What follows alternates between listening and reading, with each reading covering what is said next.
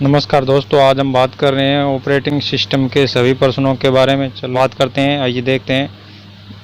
एक नंबर प्रश्न है, इसमें लिखा है ऑपरेटिंग सिस्टम किस किस्म का सॉफ्टवेयर है। एप्लीकेशन सॉफ्टवेयर है, इंटरेक्टिव सॉफ्टवेयर है, सिस्टम सॉफ्टवेयर है या फिर एक्टिविटी सॉफ्टवेयर है। इनमें से आंसर होगा इसका ये जो सिस्टम सॉफ्टवेयर है, इसका आंसर सिस्टम सॉफ्टवेयर है। नंबर 2, प्रश्न नंबर सिस्टम कॉल क्या करता है। इसमें चलते हुए प्रोग्राम और ऑपरेटिंग सिस्टम के बीच इंटरफेस का काम सिस्टम को कॉल करता है, सिस्टम को रन करता है। इनमें से कोई नहीं। इसका आंसर होगा और ऑपरेटिंग सिस्टम के बीच इंटरफेस का काम करता है। बात करते हैं प्रश्न नंबर 3, कंप्यूटर सिस्टम को संचालित करने के लिए सबसे ज़्यादा ज़रूरी क्या है। Command system, operating system, management system, cooperative system. इसमें से ऑपरेटिंग सिस्टम जो सिस्टम को संचालित करने के लिए सबसे ज़्यादा ज़रूरी है। बात करते हैं प्रश्न नंबर 4, यूजर प्रोग्राम किसके द्वारा ऑपरेटिंग सिस्टम की सेवाएं प्राप्त करता है। कंपाइलर के द्वारा, लोडर के द्वारा, सिस्टम कॉल समूह के द्वारा। इनमें से कोई नहीं प्राप्त करता है, वो सिस्टम कॉल समूह के द्वारा प्राप्त करता है। नंबर बात करते हैं प्रश्न नंबर 5, जब कंप्यूटर की मेन मेमोरी में एक से अधिक प्रोग्राम चलते हैं तब इस क्रिया को क्या कहते हैं। स्पूलिंग कहते हैं या मल्टी प्रोग्रामिंग कहते हैं, बफरिंग कहते हैं, सीरियल प्रोग्राम प्रोसेसिंग कहते हैं। तो इसमें ये होगा मल्टी प्रोग्रामिंग कहते हैं। जब कंप्यूटर मेन मेमोरी में एक से अधिक प्रोग्राम चलते हैं इस क्रिया को कहते हैं मल्टी प्रोग्रामिंग।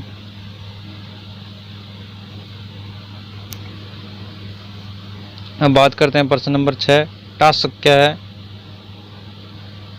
प्रोग्राम की चलती हुई स्थिति, इनपुट डिवाइस, काम, कंप्यूटर का काम या इनमें से कोई नहीं। इसका आंसर होगा प्रोग्राम की चलती हुई स्थिति है जो टास्क कहलाती है। प्रश्न नंबर 7, कौन सा ऑपरेटिंग सिस्टम एक साथ 2 या इससे अधिक कार्य को संपन्न करने में मदद करता है। Multi user, time sharing, real time, multitasking. तो इसका आंसर होगा मल्टीटास्किंग। जो ऑपरेटिंग सिस्टम है जो एक से अधिक कार्य को एक साथ करने में मदद करता है। प्रश्न नंबर 9, बफरिंग और ये जो सब नहीं, ये स्पूलिंग दोनों ओवरलैपिंग करने की एक प्रणाली है। इनमें से कौन सा तथ्य असत्य है।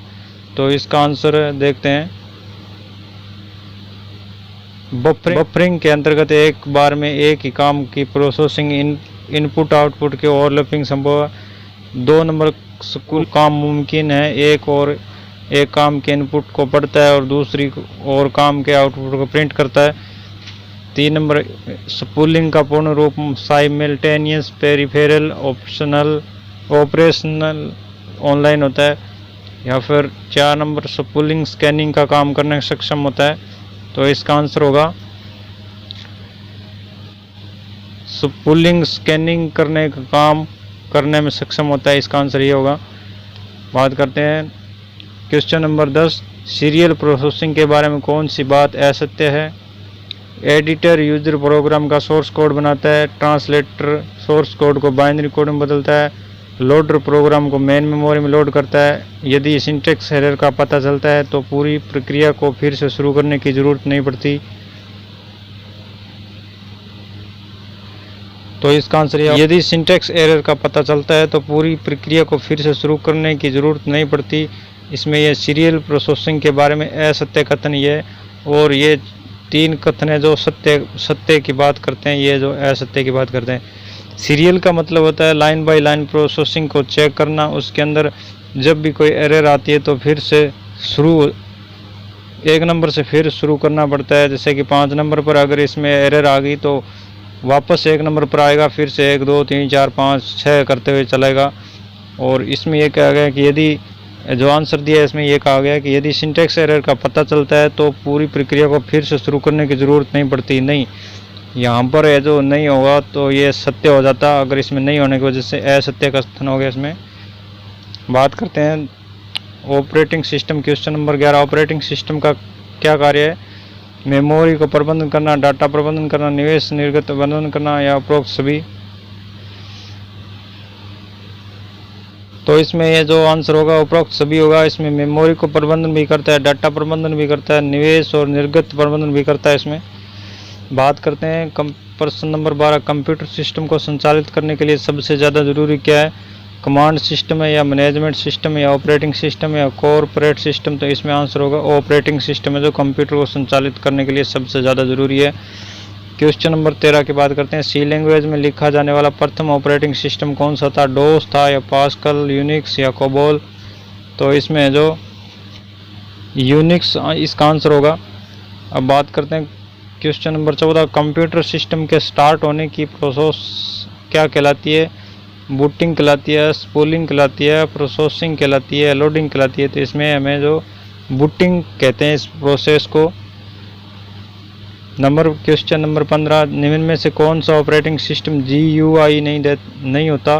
विंडोज़, मैक, डोस, लिनक्स? तो इसका आंसर होगा जो डोस है, जो ग्राफिकल यूजर इंटरफेस का काम नहीं करता। विंडो भी करती है, मैक भी करती है और लिनक्स भी करती है। Question number 16। विंडोज़ के डायलॉग बॉक्स में पिछले ऑप्शन पर जाने के लिए कौन सी शॉर्टकट की जो उपयोग ली जाती है? तो इसमें बात करते हैं शिफ्ट प्लस टैब, CTRL यानी control plus shift, control plus tab और अल्ट प्लस टैब। इनमें से कौन सी जो डायलॉग बॉक्स में पिछले ऑप्शन पर जाने के लिए काम ली जाती है? तो इसमें होगा शिफ्ट प्लस टैब है जो डायलॉग बॉक्स के पिछले ऑप्शन पर जाने का काम करती है। Operating system.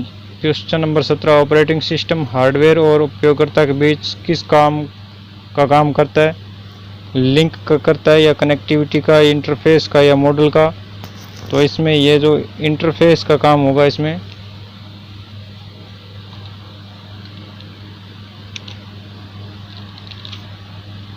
क्वेश्चन नंबर 18 की बात करते हैं। कंप्यूटर सिस्टम को संचालित करने के लिए सबसे ज़्यादा ज़रूरी क्या है? Command system, operating system, management system, corporate system? तो इसमें होगा ऑपरेटिंग सिस्टम है जो option. Question number 19। Operating system का प्राथमिक उद्देश्य क्या है? कंप्यूटर को सहज इस्तेमाल लायक बनाना और हार्डवेयर को दक्षतापूर्ण उपयोग, मेमोरी को बढ़ाना, फाइल प्रबंधन, संदेश?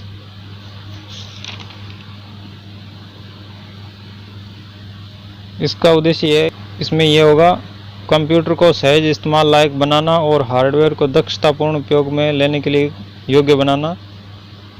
प्रश्न नंबर 20। सिस्टम कॉल क्या करता है? चलते प्रोग्राम और ऑपरेटिंग सिस्टम के बीच इंटरफेस का काम। सिस्टम को रन करना सिस्टम को कॉल करता है, इनमें से कोई नहीं। तो सिस्टम कॉल जो चलते हुए प्रोग्राम को ऑपरेटिंग सिस्टम के बीच इंटरफेस का काम करता है। इसका आंसर ये होगा। मल्टी यूजर ऑपरेटिंग सिस्टम है। Question number 21। तो इसमें यूनिक्स होगा या विंडो NT होगा, नोवेल, नेटवेयर हो गया? उपरोक्त में से सभी होंगे। उपरोक्त सभी। ये जो मल्टी यूजर है, यूनिक्स भी मल्टी यूजर है, विंडो NT भी मल्टी यूजर है और नोवेल, नेटवेयर भी मल्टी यूजर है। बात करते हैं सिंगल यूजर ऑपरेटिंग सिस्टम, जिसमें एक यूजर एक समय में काम कर सकते हैं, उस ऑपरेटिंग सिस्टम को कहते हैं MS DOS, Unix, window NT या विंडोज़? इसमें आंसर होगा इसका MS DOS है जो केवल एक बार में एक यूजर इस पर कार्य कर सकता है। क्वेश्चन नंबर 23 की बात करते हैं। एक ऑपरेटिंग सिस्टम की प्राथमिक कार्य है इंटरनेट पर ईमेल ID बनाना, प्रोसेस मैनेजमेंट करना, वायरस चेक करना या मदरबोर्ड की पावर सप्लाई चेक करना? तो इसका आंसर होगा प्रोसेस मैनेजमेंट करना।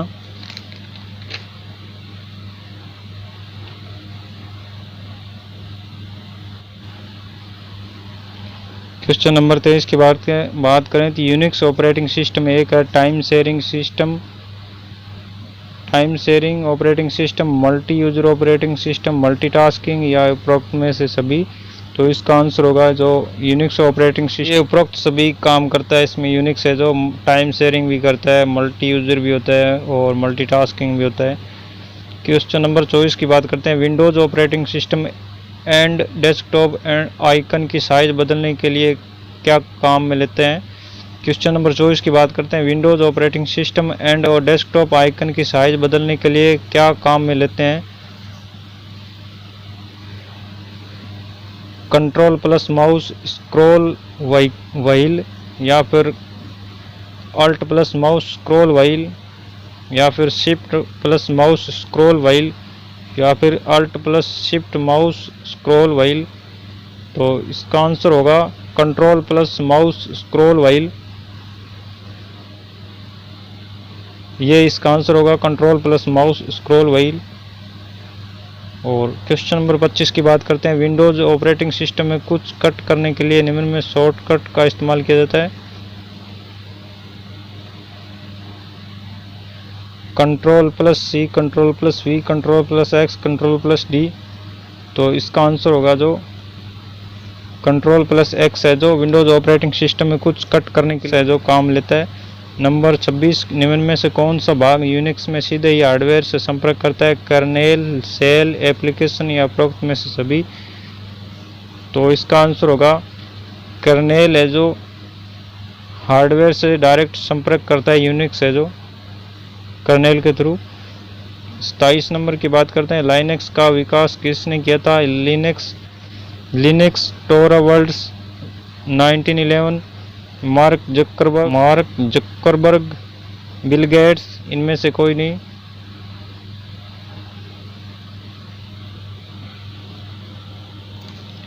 तो इसका आंसर होगा लिनक्स टोरवल्ड्स 1911। थैंक यू दोस्तों, वीडियो देखने के लिए धन्यवाद। लाइक और शेयर और सब्सक्राइब जरूर करें। थैंक्स दोस्तों, वीडियो देखने के लिए चैनल को लाइक और शेयर और सब्सक्राइब जरूर करें। धन्यवाद।